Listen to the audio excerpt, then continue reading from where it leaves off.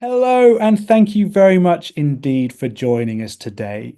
We are Avexis, and this is the Avexis Engage series, where we explore a range of different topics and ideas, all connected to the ideas of leadership, events, innovation, and technology. My name is Ollie Matthews, and I'm part of the Avexis team, and it is my great pleasure to be your host today. Before we dig into the actual topic itself and I introduce our lovely guest, I wanted to go through a little bit of housekeeping. This is absolutely meant to be an interactive session, and it is going to be much more enjoyable for yourselves and selfishly for myself and our guest if you get involved. So hopefully on the screen where you're watching us, just below, there is a big sort of orange ask a question button. So if you can hit that, get your questions in early, get your questions in often. We will be weaving them into the discussion as we go. So please do get involved and hopefully we can cover off some of those burning questions that you'd love to be asking. From another housekeeping point of view, there will be the on-demand recording of this session available afterwards. So if you have to dash off early or you've joined us late, you probably won't have heard this anyway. But if you need to sort of review the on-demand recording later, it will be accessible in exactly the same place as you are now. And if you want to share it with other people, not a problem at all. Just send them the link to the website. They can register and get on-demand access as well. So that's all the housekeeping done from me, and that means we can get kind of stuck into the real meat of today, and that is going to be us exploring the topic of event program design. It's obviously a key aspect of practically every single event, whether you've got a sort of a short little webinar like this one today or a multi-day conference. It's that kind of skeleton that really sort of structures the entire event, and it is one of the key ways in which so many people will decide whether they pay and attend an event and what they feel about it afterwards as well, and what they tell other people about the event as well. So it's a big topic. It's a very important one, and that means we need a wise and innovative person to help us explore it. And without further ado, I would love to introduce you to our guest expert today, Gretchen Irvine. Gretchen, thank you so much for joining us. Hello, Ollie. Thanks so much for having me, and it's great to be here. So I'm Gretchen Irvine. I'm the National Partnerships and Events Manager at Palliative Care Australia. I'm joining you here from Ngunnawal country in Canberra, and sharing some of my experience around program design. I've been working in the event management space for really far too long now. And so I've put together a few conference programs in my time. And in fact, I am just at the tail end of putting together the program for our upcoming 2025 Oceanic Palliative Care Conference in September this year. So it's a topic that's very close to my heart. Great, and thank you again for joining us. It really does mean a lot to us. Look, let's dig straight into the discussion. So, as you know, you've said, I've said, we all know program design is kind of a key aspect of so many different events. Has that level of importance increased, do you think, over the last few years? Like, is program design more important now in 2025 than ever before? I think it's always been important, but I think that now it's probably changed in the hierarchy of why do people go to events. Because, particularly we're time poor, we're cash poor. And so if I'm going to spend all of that time and money, say, going to a 3-day conference where I have to travel to get there, I have to pay for that, I have to pay for my conference registration, I need to know that the program's going to make it worthwhile me going there. Mm. Yes, there'll be networking. Yes, there'll be people to meet, but the program is what makes me decide to go. Is there something that I can get out of this conference that will improve my practice? And then everything else adds into that decision. But my experience is it's the program that bring people in. So whereas it's always been important, I think now it's even more important than it ever was. Yeah, yeah. And how have you kind of seen it change over the last, 5, 7 years? Like obviously COVID had a big impact, but in general, like, how have you seen programs evolve? I think we're really changing the style. I think there's so much more emphasis on engaging, on interactive, on rather than, the days of the 45-minute keynote, thank goodness, are done and dusted, because I don't know about you, but I sometimes sit down and fall asleep. So it has to be a very good 45 minutes to keep me engaged for the whole thing. I think, the advent of the TED Talk and realizing that, people can get really good messaging across in 20 minutes and under has made a huge difference to how we develop event programming. And then becoming, having lived an online life for those few years throughout COVID, it's people, realize that we like our information in small chunks. Mm. We can sustain interest for 15, 20 before either something comes to distract us or we distract ourselves. So I think we've really changed the way we pull together our conference programming around that shorter, sharper, and then more conversation, more involvement from the audience. So for me, putting together, an opening plenary session for a conference is no longer one headline keynote, but it's three people, three experts in their field, each giving us their 20-minute perspective on something, and then coming together in a conversation with a skilled facilitator, so that we're not just, hearing what Ollie Matthews thinks about this particular topic, but after that, then we're digging into his brain a bit more. I've sat there and I've listened to really, really good, really, really intelligent people reading a speech that somebody else wrote for them. And I'm like, that's great. And it's lovely to know what, particular organization or department or whatever is doing. But what I actually want is a look inside your head. Yeah. Want to see why it is that you are talking about what you're talking about. What is it that you're passionate about in this space? Tell me a story. Yeah. And then let me dig into that story with you Mm. is far more what I'm interested in hearing. So, and the first time I did this type of, three different presentations and then a chat, people and it was quite a new thing Yeah. in conference design. And so people walked out of that session afterwards going, it was kind of like the best dinner party you'd ever been to, but there was just no wine. Because there were these three or four incredibly smart, incredibly well-connected people just biffing it out on the stage with, with a really good MC, and it was great. People, like, that session just could have gone on and on and on forever. It was so interesting, and so it does give people different insights and different voices about an important topic. Look, that's really interesting. I think that there's a couple of things you said there that we can kind of expand on a little bit more. The kind of the content and the speaker side. Let's come back to that in a Mm. little bit. But going a little bit deeper on those smaller topics, those bite-sized pieces. How do you go about placing them, in an event program? Like, is there a sort of an approach you found works best? Is it like you need this bit first, then this bit, then rapid fire, or is it like kind of sprinkled throughout like a little bit of sort of gold dust, or how's that work? Look, it's. I mean, well, it depends a bit on the event that you're running. So, for example, if we're putting together a 1 hour webinar, then yeah, we've got maybe two or three people taking up the first half an hour, or so, and then so you're probably 15 minutes or 10 minutes, 10 minutes, 10 minutes, and then then you come together for a conversation with all of them, and then you wrap it up at the end. And so that's just how it goes across, say, a 3-day conference program where you've got that mix of plenary sessions and concurrent sessions, and we standard plenary opening, go to concurrence, have lunch, have concurrence, come back to a plenary. It's a formula, but it works really, Yeah. really well. And so within those plenary sessions, I will run a mix of three little TED Talk style presentations and a chat. And then, we might then move into finishing that session with a slightly longer, more in-depth look at something. And likewise with your concurrent sessions, we run a real mix there across, here's a 45-minute workshop versus a row of 20-minute oral presentations or 7-minute rapid fire presentations.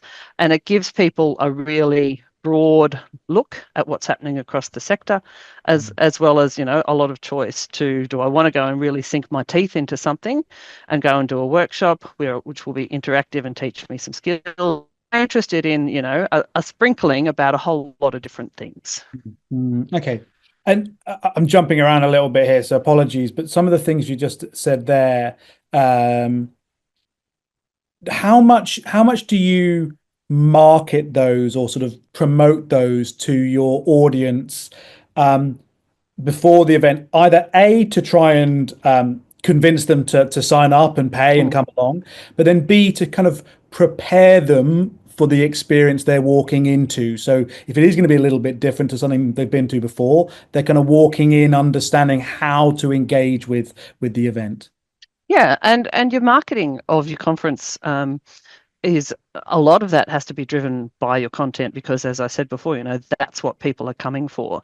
So we do a range of things with how we promote that conference content, and you know, and we're really lucky that we've got a range of different communication channels that we use. So one of our things is we have a podcast series called Thursdays at 3, which our National Communications Director hosts.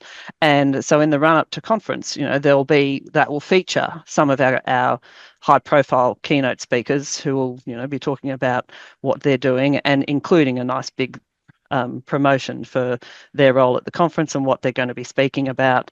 And we also, you know, and we encourage them to write us some social media posts and get out there to share what it is that they're doing. But we've also been, so as we, you know, we run the call for abstracts and people send in, you know, this is what I want to talk about. So then we've had some really nice promotional articles about these are the types of submissions we've got. You know, we've had submissions on everything from voluntary assisted dying and organ donation, through to weaving coffins, through to sorry, and I probably should have prefaced by saying I work for Palliative Care Australia, which I think I did, but I didn't really go into, if you're not aware, palliative care is about death and dying and the end of life. Hence, voluntary assisted dying, organ donation, and weaving coffins. People might be drawing a slightly different picture if I didn't explain that. It is not a how to host a murder event.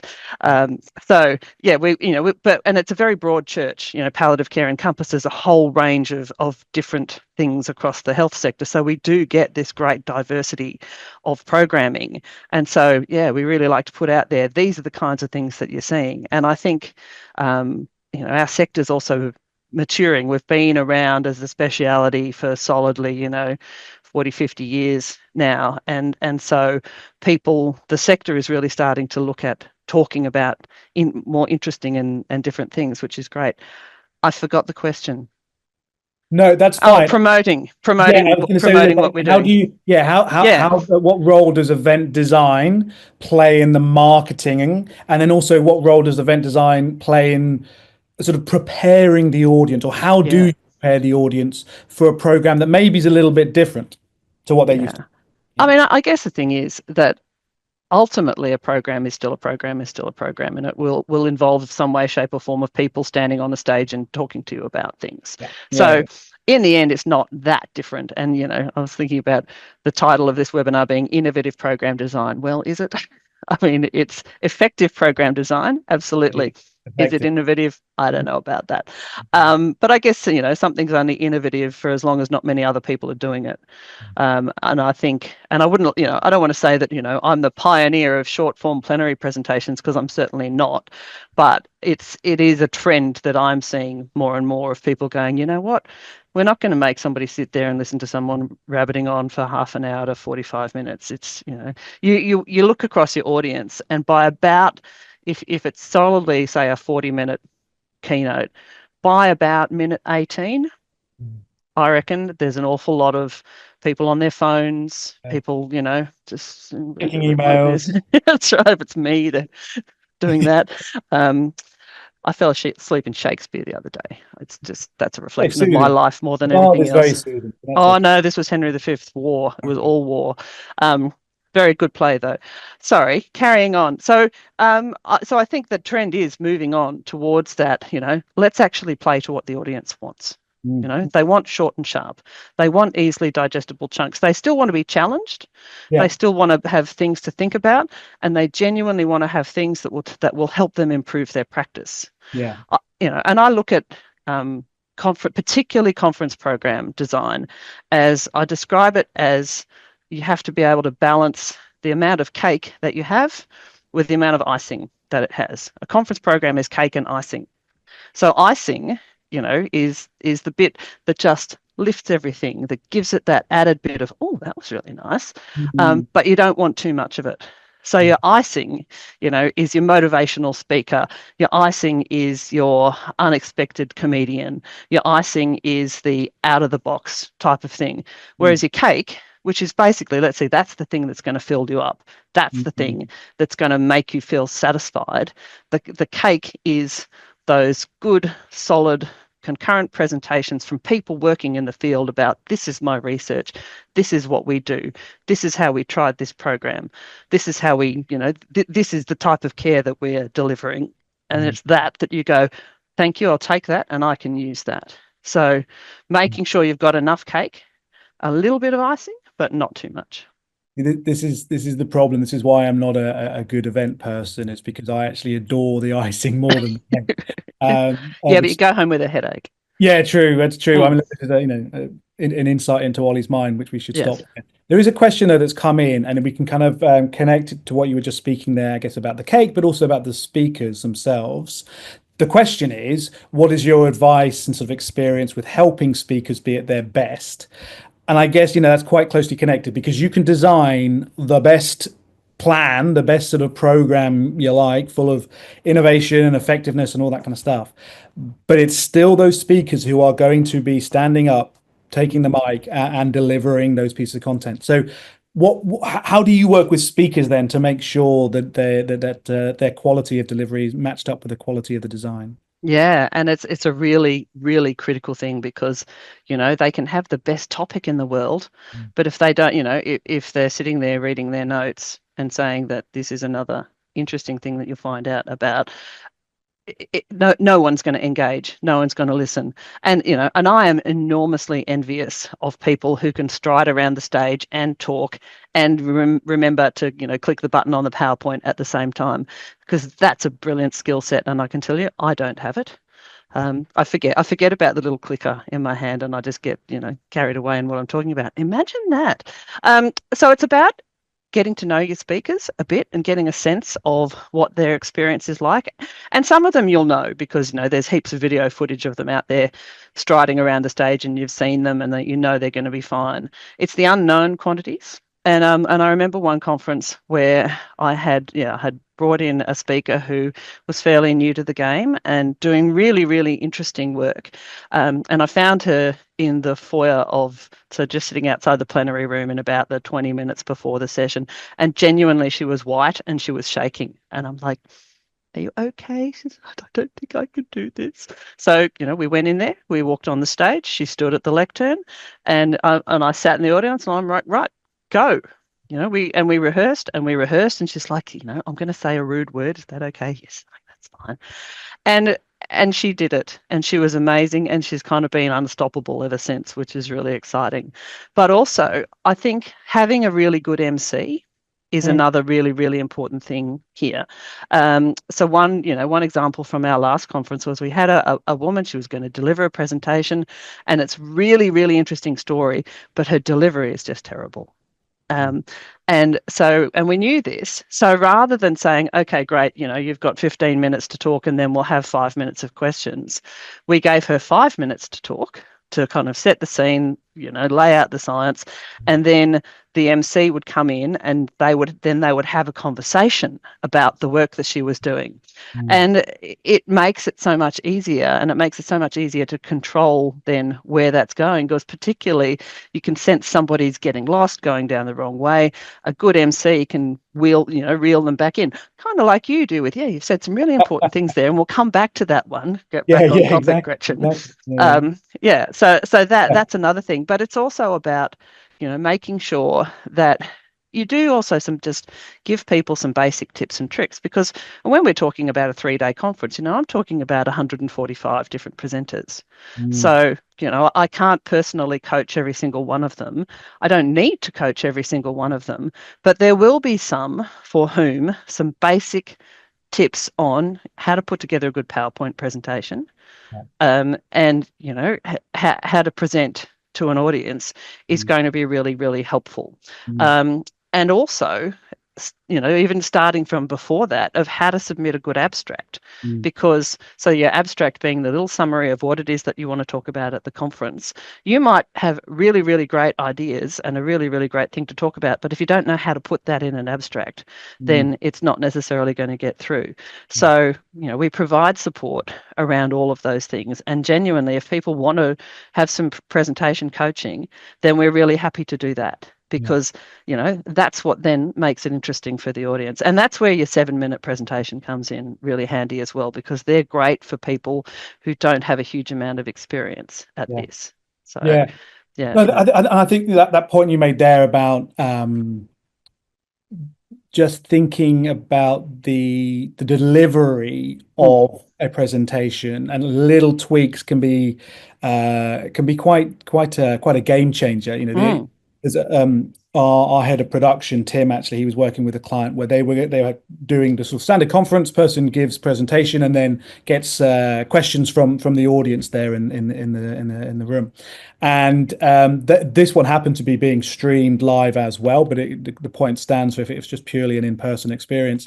And Tim's advice was have the MC or have someone then come up, have a couple of armchairs set up ready to go. And after the presentation, and as you move into the Q&A, get the speaker to sit down, get the MC to come up and sit down, and then turn the Q&A into a bit of an interview. mm, So again, for the audience there, it's a change of what they're looking at, so they can kind of, again, from a sort of a focus point of view, you're shifting from receive mode, you're kind of leaning in a little bit more to watch the sort of the talk show mm. aspect of the session. And from the audience sort of online, again, it was much more engaging, because it was almost like watching an interview or like a chat show, rather than kind of watching someone stand up on screen and answer questions from a faceless voice that you can Yeah, kind of hear but not really.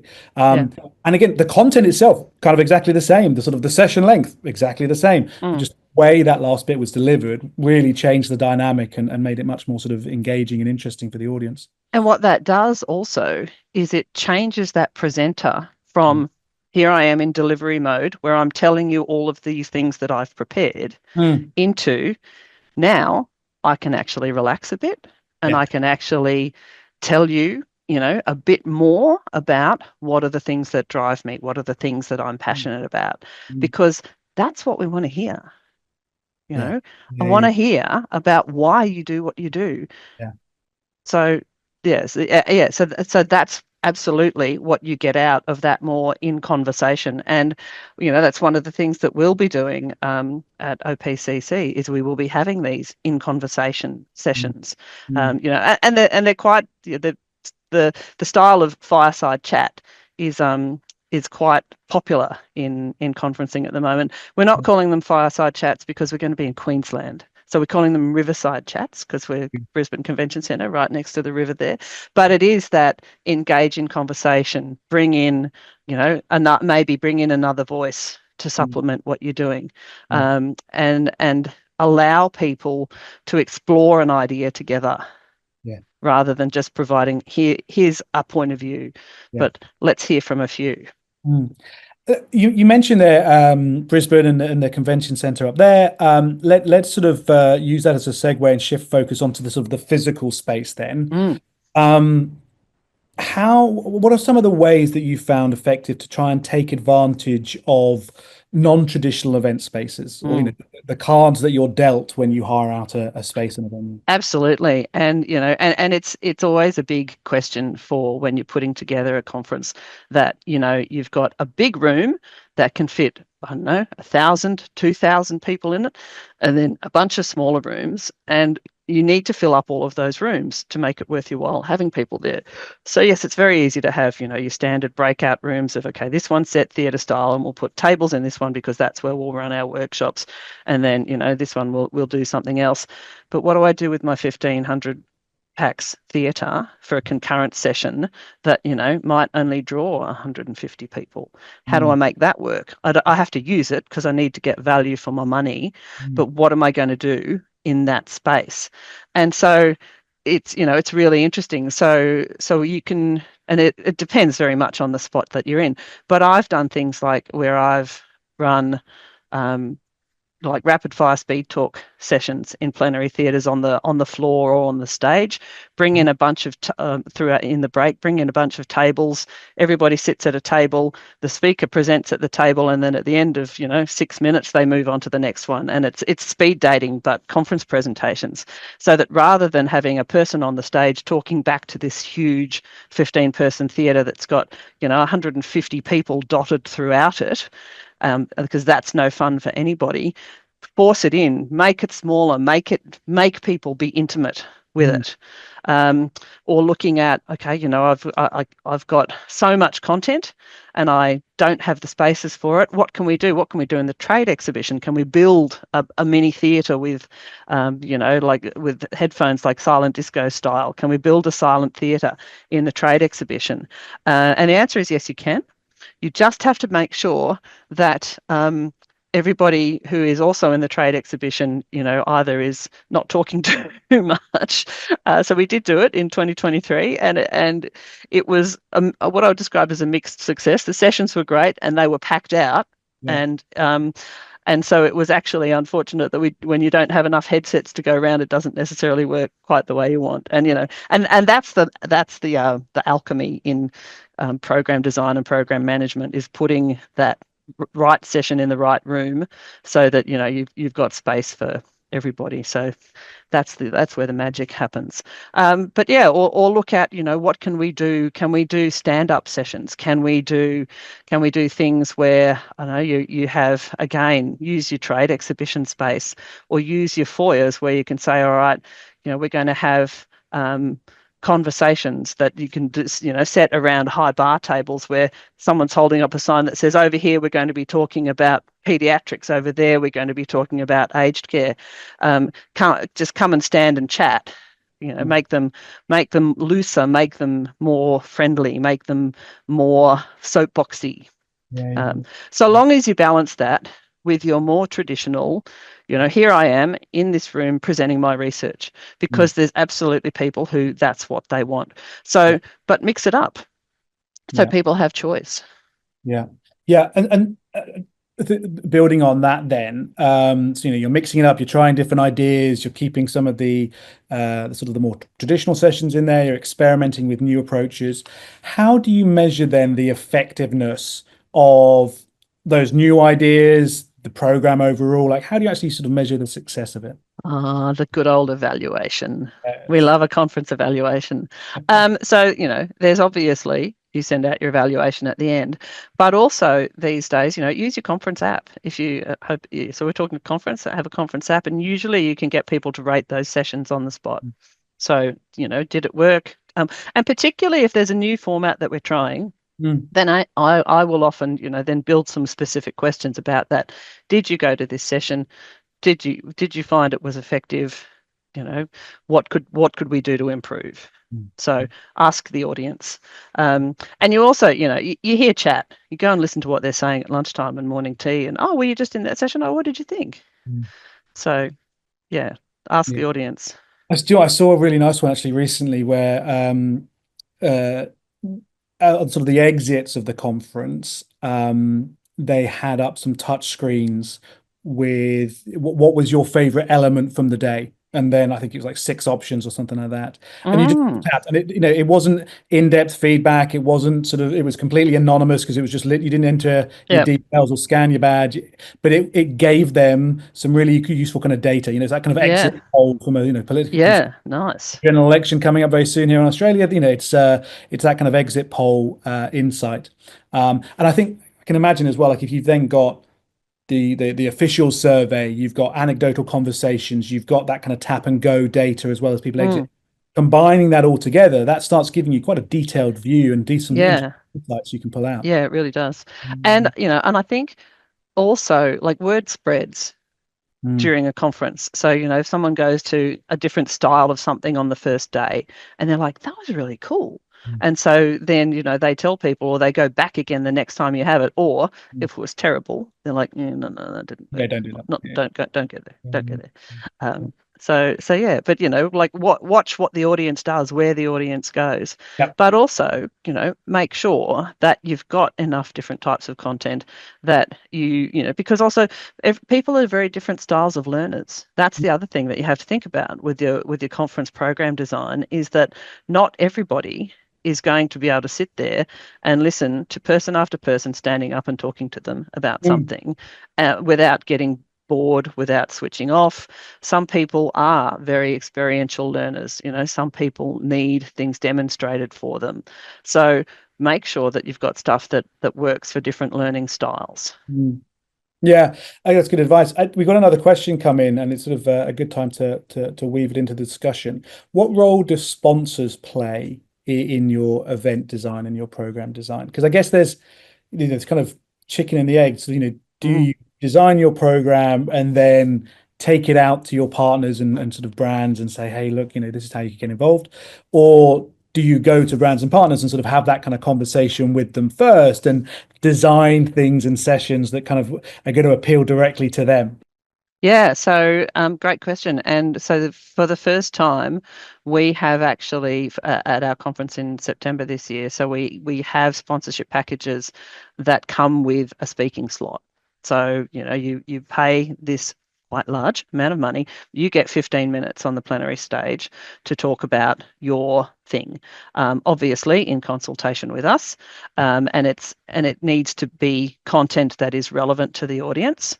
And so there's that level of plenary presentation, and then there's the other one where you can go, okay, you can host this concurrent stream. So across the 5 presentations or 10, if it's a rapid fire, you get to you are the chair of that whole session, and you can present a topic. You can do a presentation, and they've been really, really popular. And interestingly, what we thought was going to happen was that it would be more the private enterprise that would be picking them up, but no, it's actually more come from within the palliative care sector. And so then what that means for those sessions is that I have to build a conference program where I know there's this sponsored slot, this sponsored slot, this sponsored slot, and this sponsored slot. So build those in and then try and fit everything else around it. Plus also, yeah, within that concurrent space, because you're driven by what people send you. So making that then work with what the organisation says, look, we'd really love to sponsor a stream that was about this. Is that going to work? So far, it seems to be, which is good. But it is, in this day and age, we can't afford to ignore the fact that people are prepared to pay for time in front of an audience, and so you can embrace that or you can fight that. But if you embrace that, then you do get to bring, that another aspect to your audience, another aspect to your conference programming. And, if you're bolstering up the sponsorship side of things, then that's good too. But it's about working with that organisation to make sure that the messaging is what it needs to be. Yeah. Okay, that's interesting. Taking a bit of a shift there and going back to thinking about the sort of the physical space for those Mm-hmm. in-person events. Um, how do you ensure that the design is inclusive to your audience? Of the venue or of the Yeah, I mean, I guess, program. Yeah. oh, look, it's a fair point. I guess in terms of people's preferences, people's needs, from an accessibility point of view, Yeah.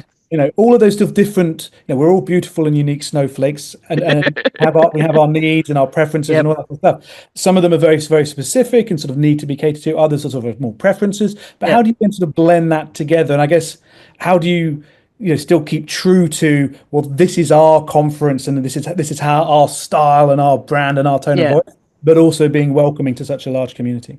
Yeah, and I think, it's recognizing that Absolutely, people who do have different needs, and we always ask them about that as part of the registration. So therefore, particularly if we've got people with accessibility needs, then we know that we can cater for them.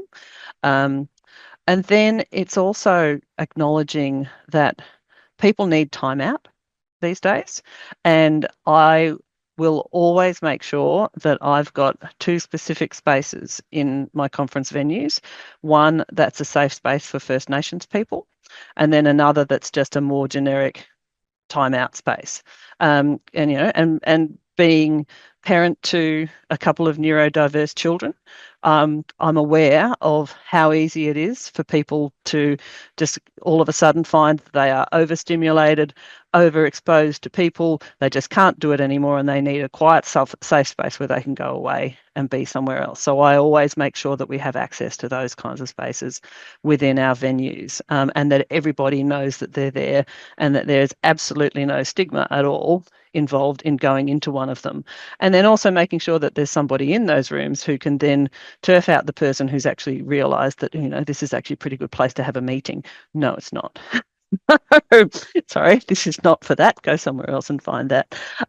So making sure that, there's access to spaces where people can go and decompress, particularly, when we're talking about palliative care, some of that subject matter can be very challenging. And Mm. so, and particularly for some cultures that don't do well talking about death and dying, that, that we will come up, that we will have a trigger warning at the beginning of the conference, that says this conference refers to death and dying. And if you find this, if you find this challenging, then this is what you can do, so that people are aware that, there's spaces where they can go to be safe. How do you design the rest of your event around making sure people are accessible? I think a good conference MC Mm. is absolutely gold in Mm. this situation, because somebody who's good at reading an audience, somebody who's good at building enthusiasm, somebody that's good at calming people down. We are very blessed in our current conference MC. She's a palliative care doctor, so she is, she understands the subject matter inside and out, but she is also an incredibly talented MC, who will start the session with 2 minutes of Zumba. So, very, very Oh. good to a high octane start to the day, but it gets people up and energized and excited. So that's always a lot of fun. And it is about that. It's about, how do you manage the energy in the room? Because if you've just had a session, that's dealing with some pretty heavy duty, Mm. serious stuff, but you Mm. need people to go and be functional and go and do something else. There needs to be something at the end of that that's a bit of a pick me up, that then, sends them off going, okay, well, that was hard, but it was good. And now I'm going to go out there and still be able to be a functional human. So, Yeah, and like you say, it is actually a great skill mm, to be able to um, identify, recognize the tone of the room, the energy levels in the audience, sort of that yeah, kind of mindset, and understand that actually in the next part we kind of need you here, yeah, and you kind of here. So I'm going to try and move you here in yeah, a way. That's actually a great skill, and mm, it's I think you probably have a good conference where you haven't got someone doing that, but if you do have someone who's able to do that, actually that starts elevating the whole experience. absolutely. And, there's things, particularly if you're talking about a big multi-day conference, there's things that I will never, ever, ever skimp on. One is AV, Mm. because your conference stands and falls on its AV, but the other one is your MC, Yeah. because your MC can make a huge difference to people's enjoyment of that event and how they engage with it and what they learn from it and Mm. how comfortable they feel. An MC can ask the questions that you're not ever going to ask, Yeah. but you desperately want to. Yeah. Yeah. So, and a good MC keeps things on track, keeps things moving, keeps the energy in the room flowing. So Mm. yeah, if Okay. you if you I would always shift things around in your budget. And if people say, "Oh, no, no, no, we don't need an MC," Susan will do it like she always does. Oh, Susan probably needs a Susan's break great. by Susan's now. great. Susan's great, Oh, but let's try something new this year. Shift things around in your budget and have a professional MC. It makes all the difference in the world.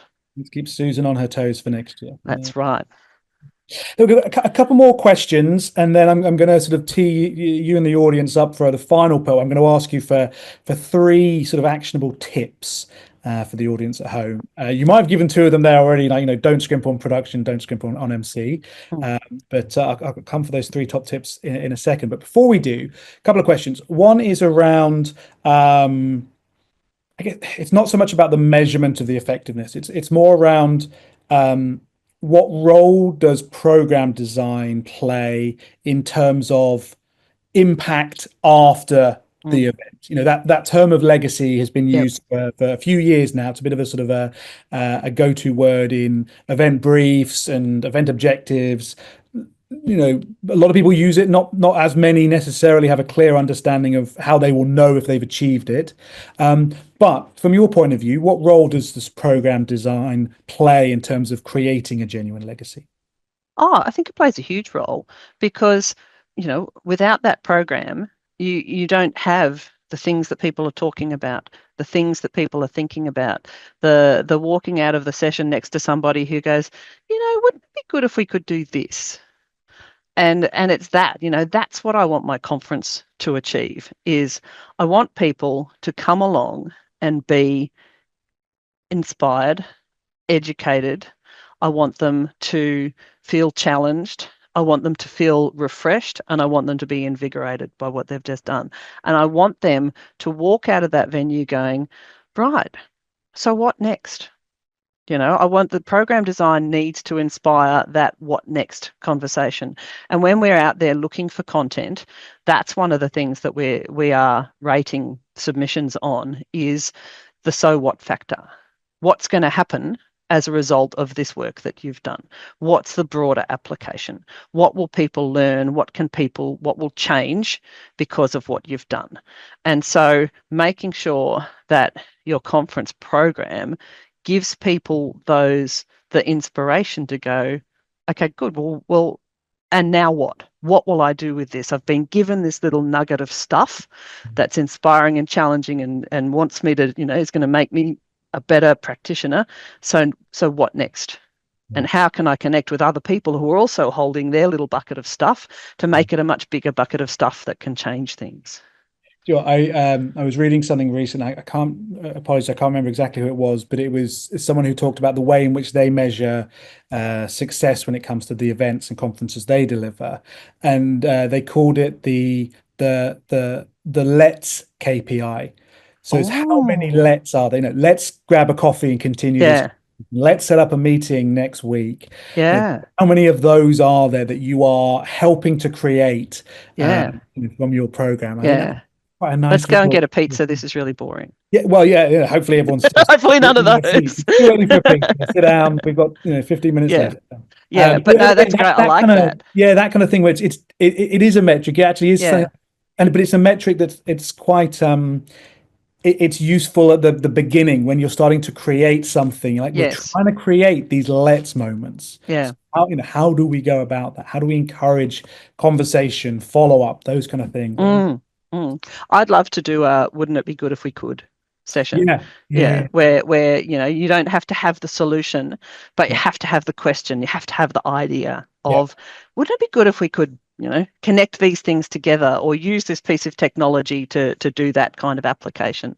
mm, And, and there's absolutely room for those kinds of things. I mean, I think, the it depends a little bit on the flexibility of your committees as mm, well. mm, But you can do things like that in lunch times and in small spots, and yeah, that is part of that. Using your spaces and using your time in different ways. Of wouldn't it be good if we could do this?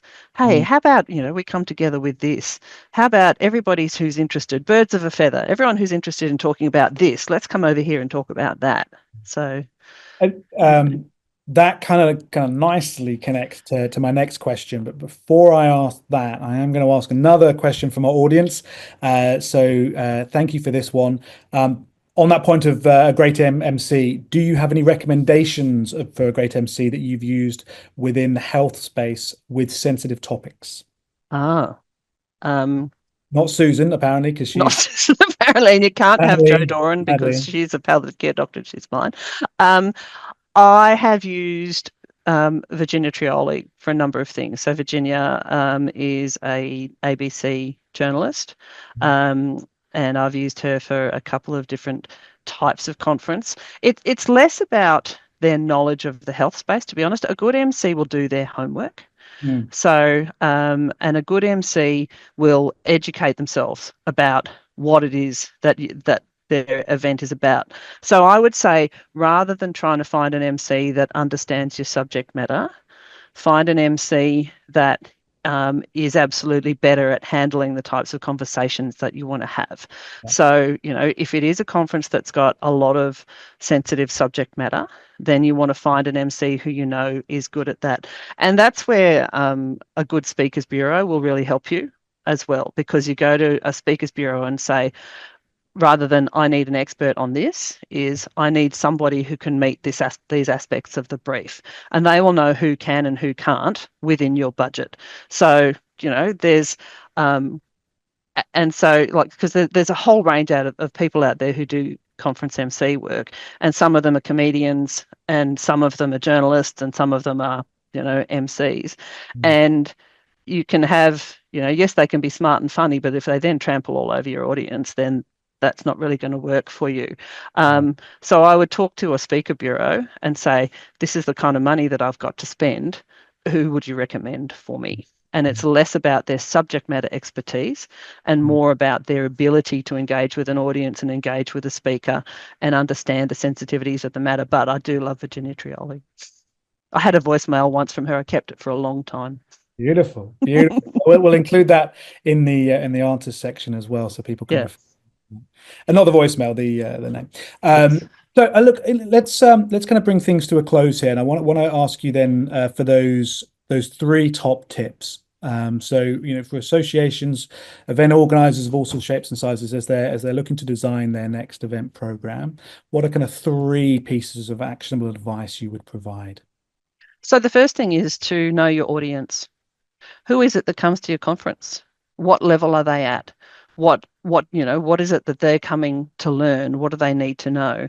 And then when you bring, if your program is driven by a committee, then make sure that committee is representative of the audience of your conference, because if they're the ones deciding what's in and what's out from a speaker perspective, then you need to know, if you've got a committee that's entirely made up of doctors, but your audience is predominantly made up of nurses, then there's going to be a disconnect there in the subject matter that your doctors choose, who go, well, we need this to be very clinical and it's got to be very research driven and it has to be about this and we need the randomized double-blind controlled trials of whatever, versus people who are coming because they want practical tips on improving their practice. So make sure that your committee is representative of your audience, and therefore when you put your program together, you socialize that amongst a few people first to say, is this the kind of conference that you would want to come to? Because Okay. if Oh, so I that got doesn't work, then it's not going to work. So that's tip number one. number one. Okay, so that's tip number one. Know your audience. Yes. Before we move on to tip number two and three, if there are any more questions at all, please get them in now, and we will sort of ask Gretchen before we wrap up. Just use the ask a question button just underneath the media player there. So that was tip number one. Know your audience. Tip number two, Tip please. number two is mix it up. So mix it up, keep it short. People's attention spans are not what they were. So and make it so within that. So keep it short, nothing more than 20, 25 minutes. Have people on your panel who disagree with each other. There is nothing less interesting than, us sitting here just agreeing with, yes, that's a really good, yes, yes, yes, we do that too. Yes, yes, you're absolutely right. No, no, have people who go, what rubbish? What rubbish? You need to do it this way. A good old, a little bit of conflict on the stage never hurt anybody. It's very energizing. So keep it short and mix it up. Make sure you've got differing viewpoints. People come to be challenged. People come to be engaged. And 3 days worth of everybody sitting there saying the same thing is not interesting to anybody. Tip number three. Number three, the final one. I totally disagree with number two, but But no, tip number three then. Tip number three to wrap Tip us up. number three. I mean, if I say don't skimp on your MC and your AV, I feel like that's cheating a bit because we've already said that. Tip number three is take on board the feedback. Try new things, but if they didn't work, then take that feedback on board. So, we, for many reasons, our silent theatre in the trade exhibition worked well and then didn't work well. And so we're not doing it again this year. I will do it again in a different iteration, in a different conference somewhere down the track, but listen to your audience, and if they're telling you that the content wasn't what they want, then listen to that, because if the content wasn't what they want this time, they're not going to come back next time. So likewise, and when it's that thorny topic of sponsored presentations, there's a line there between us having some sponsored presentations and having too many sponsored presentations, because if people are sitting there going, look, this has just turned into one big infomercial, they're not going to come back. So yeah, listen to your audience, because if it wasn't right for them, then you've lost them. Yeah. That's great. Well, I think, yeah, what with the advice on production and MC, we can count that as 5 top tips. So That's there's right. value there without a doubt. Absolutely. You got the bulk pack. Yeah, exactly. Gretchen, thank you so much indeed. It has been a real pleasure for me, and I'm speaking on behalf of the audience, a real sort of pleasure as well to hear your thoughts and ideas and experiences on the topic of program design. To everybody who's been joining us, thank you very much indeed. You can continue to ask questions. Please do get your questions in there, and Gretchen will be able to come back and reply to them, and we can make sure you get to get those answers and things like that. So please do interact. If you missed any part of it or want to go back and listen to Gretchen's ideas again, this will be available on demand very, very soon, and you'll be pinged a little email to let you know that it's up and available. And one final point, sort of in honor of one of Gretchen's top tips there, any feedback at all on the topics that we're exploring, any area that you'd like us to explore in future sessions, any advice or feedback on how we deliver things is always greatly appreciated. We want to make sure these sessions are good fun, are enjoyable, are easy to access, easy to get involved in, and genuinely useful. So any thoughts and ideas, always greatly appreciated. Gretchen, thank you very much again. It was an absolute pleasure to see you. We've breathed through program design, Poor Susan, and Shakespeare. So it's got to have been a good start to a day. Always a pleasure to be here, Ollie. And genuinely, if anyone wants to keep the conversation going, feel free to reach out to me on LinkedIn. I'm pretty sure I'm the only Gretchen Irvine Canberra out there. And always happy to share ideas, toss around suggestions, provide recommendations. But yes, great to be here. Great to be talking program design. And yeah, keen to hear what you all thought and what you want the topic of the next one to be. Thank you very much, everybody. Have a wonderful day and look forward to seeing you again very, very soon.